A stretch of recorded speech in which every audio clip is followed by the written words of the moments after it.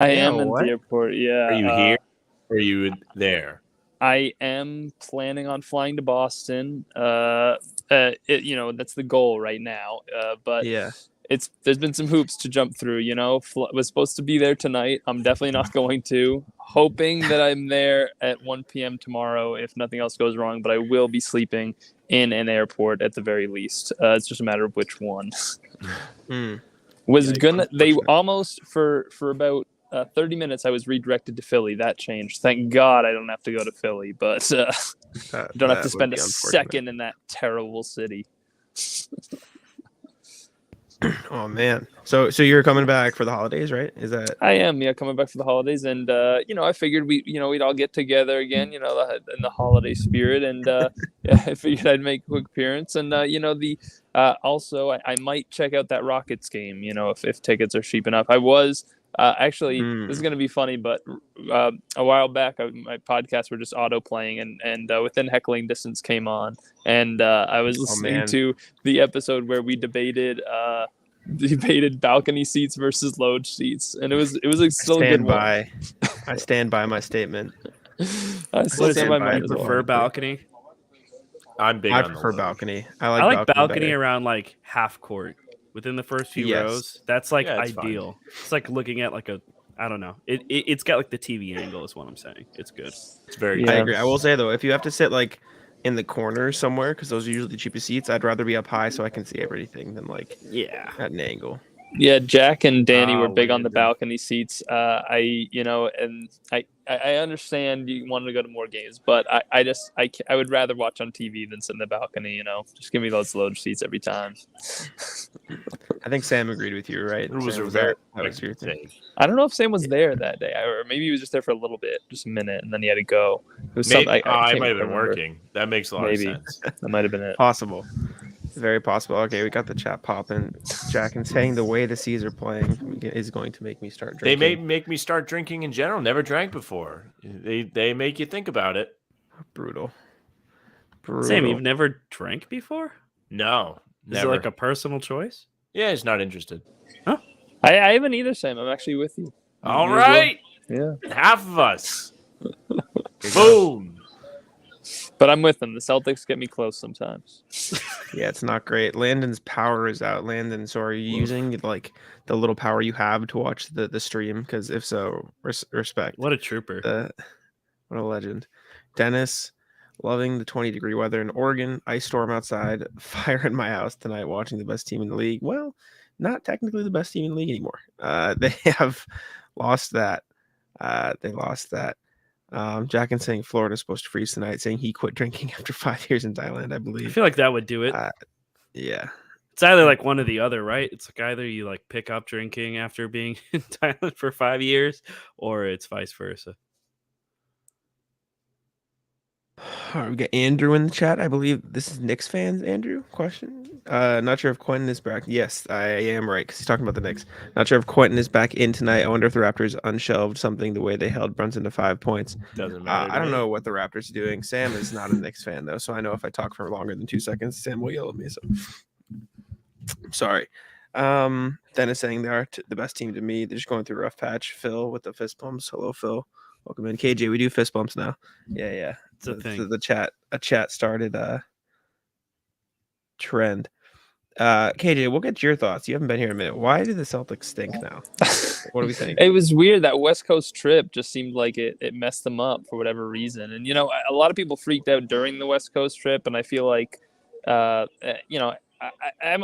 always kind of that tendency to they go out West and they struggle and everybody starts freaking out. It's like West Coast road trips are still very, very tough. It's kind of always been that way. It's always going to be a grind for the players. It's always going to be the worst kind of road trip of the season, the most grueling. So I just don't understand why, since they've come back, it's been a struggle. I think that all the theories I'm kind of open to, but you'd think with all the depth that they've had and that being a strength that, things like Al Horford missing some time and, those other factors wouldn't be as much of an issue, and they're re-implementing Robert Williams. So I don't know, what was the pace they were on if they had kept it up? Was it, 60, 65 win pace, something like that? So, maybe that was a touch unrealistic, that you're talking about one of the best teams in Celtics history at that point if they got to that mark. So I think that this is kind of I agree with the kind of tame approach for now of just saying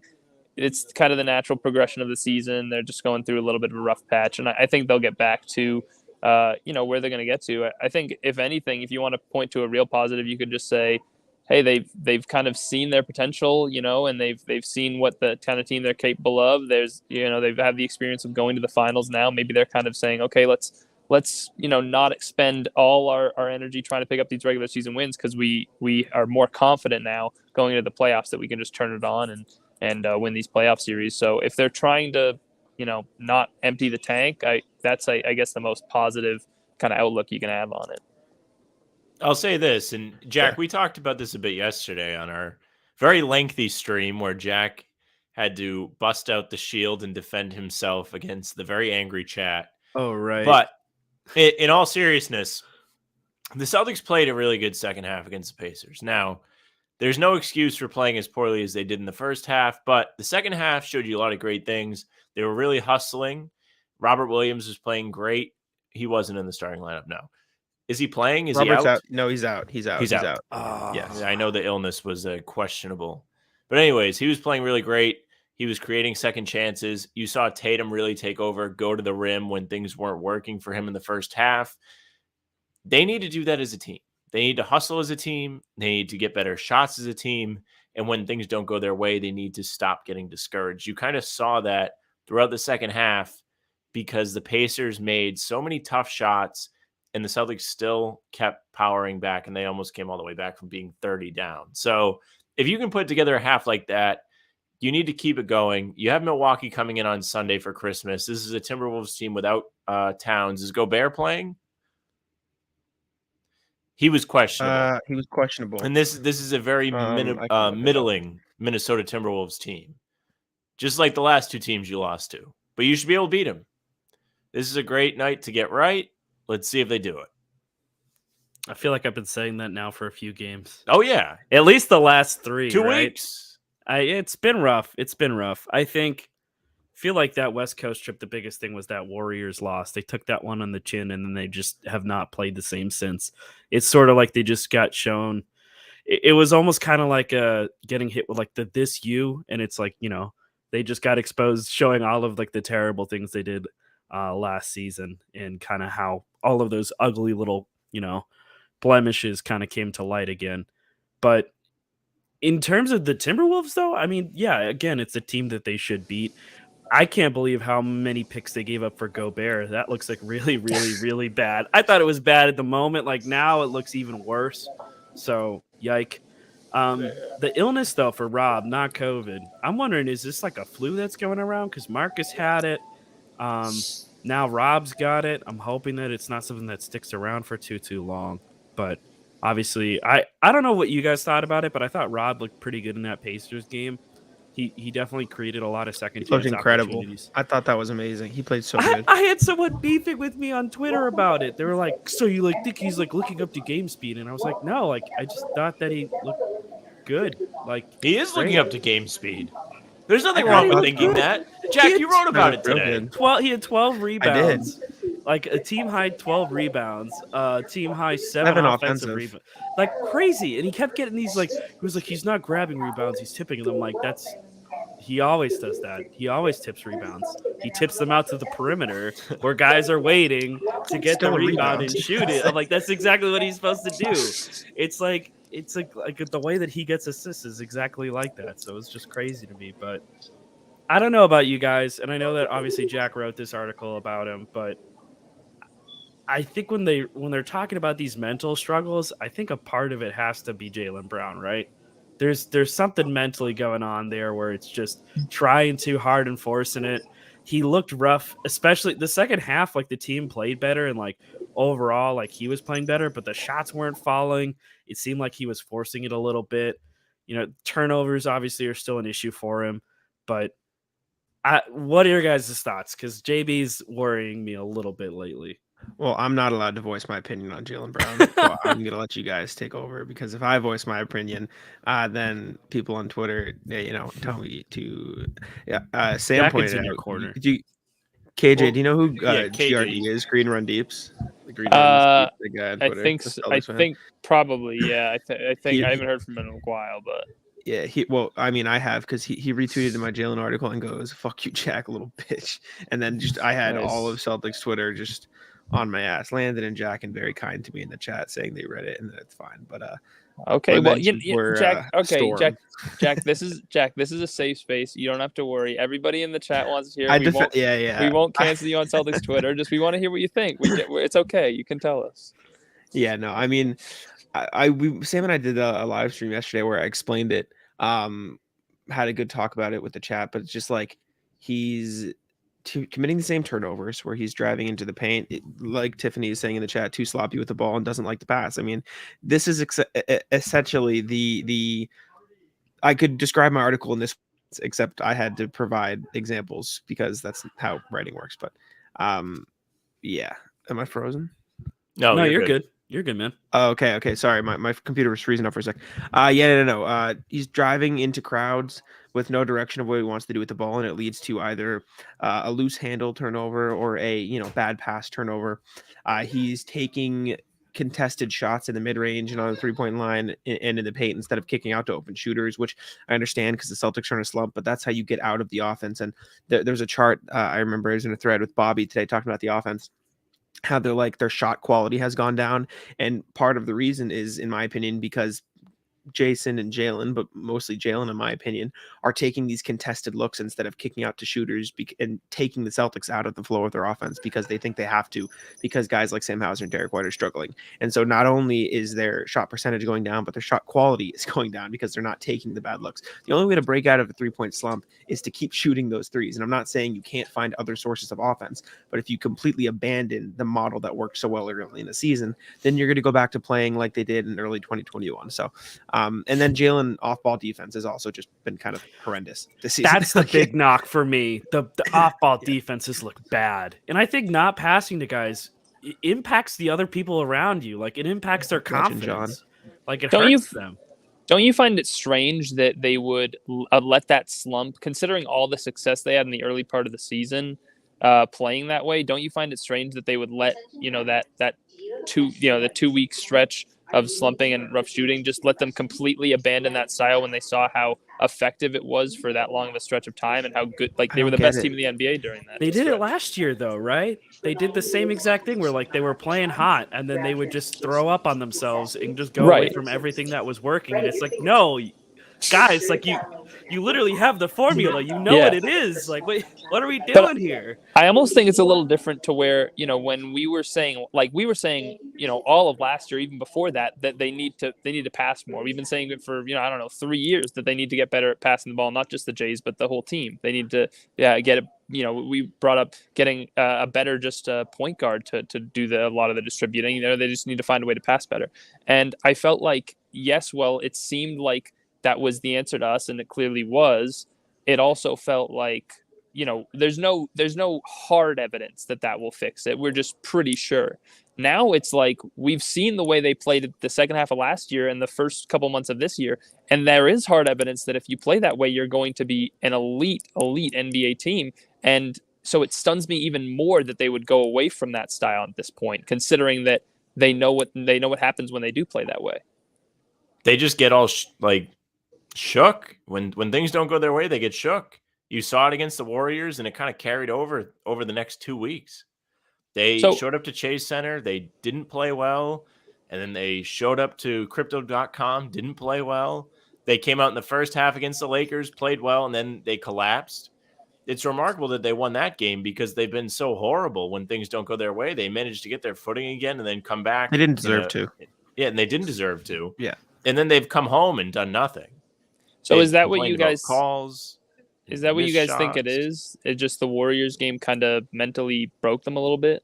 I wouldn't say that. I'd say it's part of it, but I think it's one, they're not playing perfect basketball anymore. It's not, everything's not rainbows. They're not making all their shots anymore, so they're adjusting to that. They're just not handling it well. I think that's really the best way to put it. They're not handling struggle. They can't do it right now. It's the So first bit of adversity they face too, right? yeah, So I feel like we've all sort of quietly been wondering, like, okay, like what's going to happen when there is some regression? What's going to happen when they finally face some hardship this season? And they got punched in the face, and they just haven't recovered since then.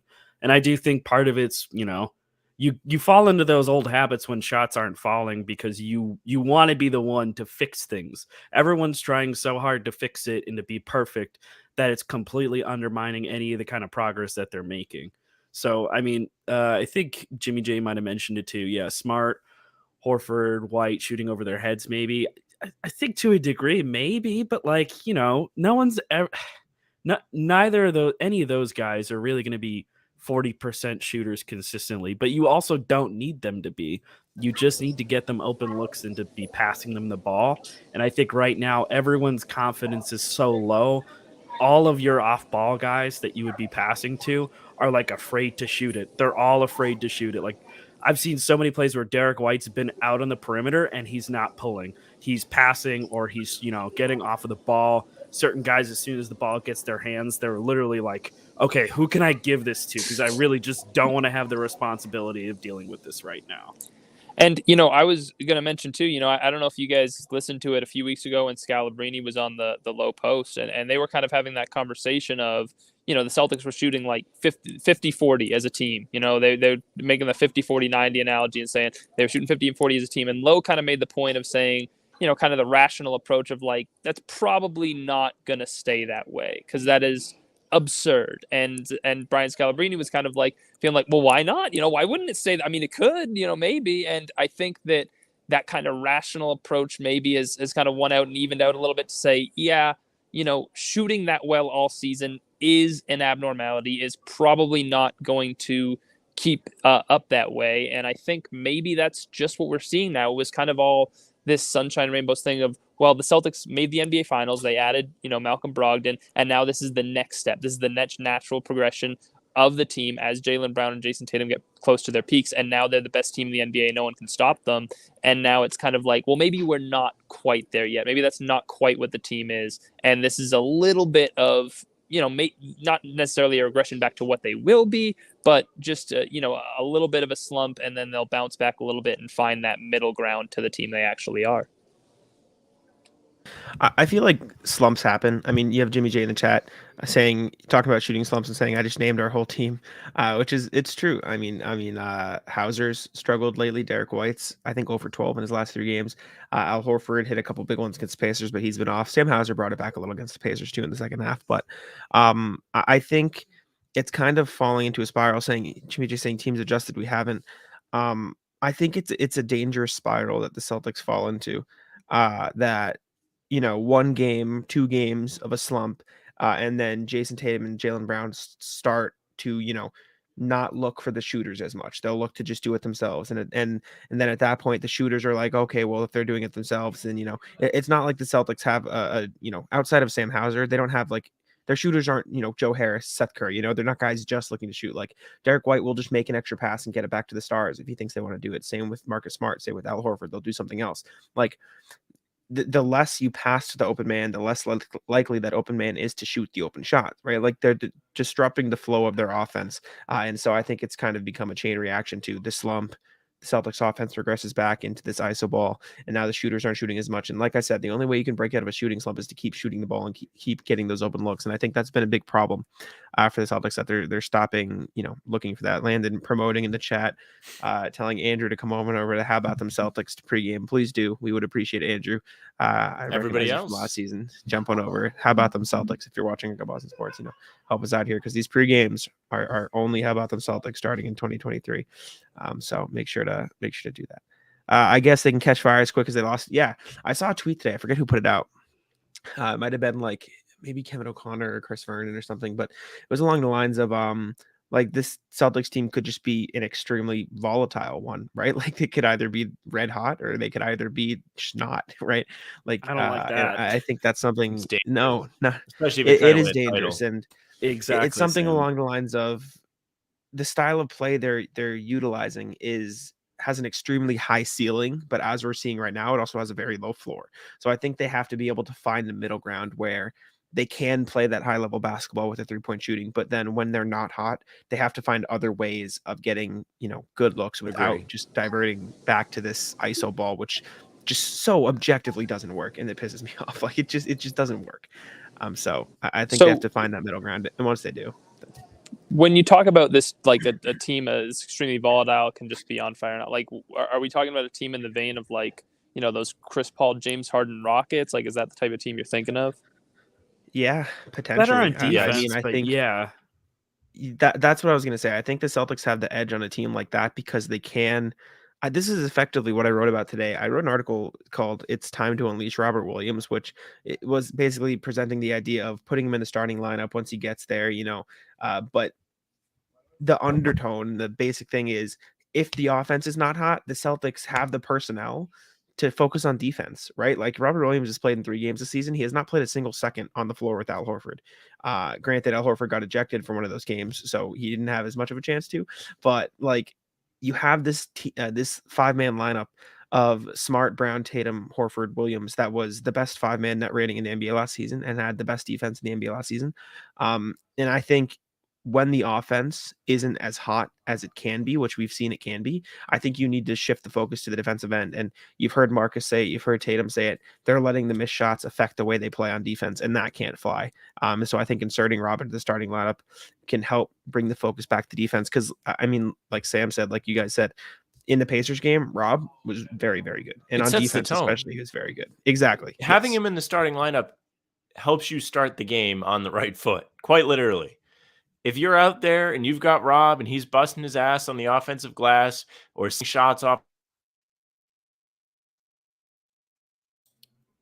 Sam muted himself. Classic. Spectacular. I didn't mute myself. It just does that. I don't know why it does that. But he's bringing it on the defensive end. He's bringing it with the hustle. That will run off onto the other guys that have been lacking that lately. That is something you can control. You can't always control if the shots are falling. It's really as simple as that. If you play well in all other aspects of the game, we talked about this a bit yesterday, Jack, with Tatum. When he doesn't score well, he's able to make up for it in other ways. One of your gripes with Brown is he doesn't really do that. But as a whole, the team hasn't been doing that. And when they're at their best, they are. Can Yeah. I ask you guys a question that I'm sure you guys have talked about it already, but I haven't had the chance to talk to you guys about it real quick. Just how are you guys feeling right now about Missoula? Because I know there's been a lot of talk in recent weeks about especially the timeouts thing and all that kind of stuff. So how are you guys feeling kind of, almost mid-season checkpoint for him? I feel like it's just the timeouts that I have a concern with. So I'm like situational awareness with rotations. That's the big thing. And the timeout thing is glaring only because, I mean, this Pacers game was a really good example of it, where you needed to call a timeout, man. Like, you let them go on a mat. They called one timeout in the first quarter. They were up 11-5, and then I think they let up a 15-0 run, and then he calls a timeout. And then the rest of the quarter, there's like 5 minutes left, and the Pacers go on and rip off a 22-11 run. And at that point in time, it's like you basically lost the game there by falling behind by like damn near 20 points. Like you just can't have that. You can't have that if you're trying to win games. And that's where that situational awareness, you have to be able to, from the bench, be able to call and say, hey, you guys aren't playing with the right rhythm. We need to get our heads out of our asses like now. I personally wouldn't say I have an issue with Missoula. I have a very difficult time blaming the coach in a lot of situations, especially when, like, I don't know, you just saw him be at the reins for a team that was destroying everyone, right? Just because they've lost 5 of 6 doesn't make it his fault. I think where you can put the blame on him is they don't necessarily have a great backup plan when the shooting doesn't go well.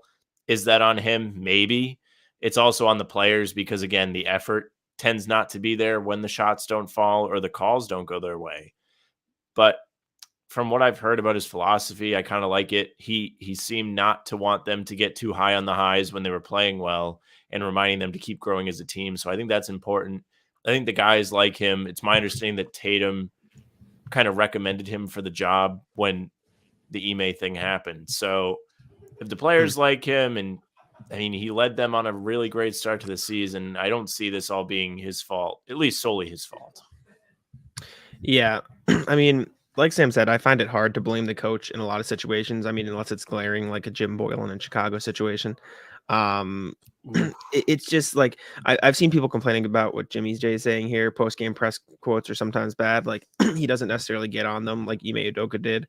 But you see a lot of coaches do that. Like this isn't a regular thing. Like look at Taylor Jenkins in Memphis. He's not out there, calling John Morant awful after every game, and he's one of the best coaches in the league, right? So Ted Lasso of the NBA, as they say. But yeah, I guess it's early. Like Jimmy just says in the chat, he's still interim coach. John pointing out a Steve Nash example. I think there are definitely some things like the timeouts, and the subs at some point, like leaving Tatum in the fourth quarter of a blowout loss against X team, whatever. Like those are questionable, but for the most part, I don't think like when you see people blame the coach, it's like, oh, what are they doing? They're not getting rebounds, et cetera, et cetera.